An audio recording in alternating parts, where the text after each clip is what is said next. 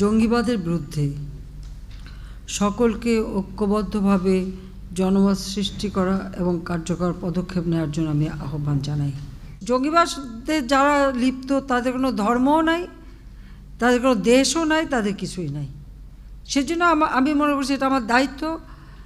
এখানে লুকোছাপার কিছু নেই যে আমরা সেই হোলি আর্টিজানের পর থেকেই কিন্তু আমরা এইটা নিয়ন্ত্রণ করে রাখছি, কিন্তু তারপরেও সংখ্যা অবশ্যই আছে। কারণ তার জন্য সবসময় আমরা কিন্তু যথাযথ ব্যবস্থা নিচ্ছি বলেই হয়তো এখানে খুব একটা সুযোগ পাচ্ছে না।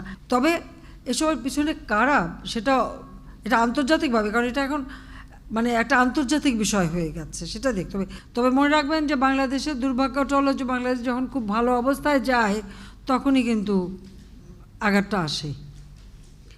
জাতির পিতাকে যখন হত্যা করা হলো তখন কিন্তু বাংলাদেশ প্রবৃদ্ধি ওই যুদ্ধ বিধ্বস্ত দেশ গড়ে মাত্র 3.5 বছরের মধ্যে 7 ভাগ প্রবৃদ্ধি অর্জন করেছিল, আর আমরা এখন 8-এর ঘরে পৌঁছে গেছি।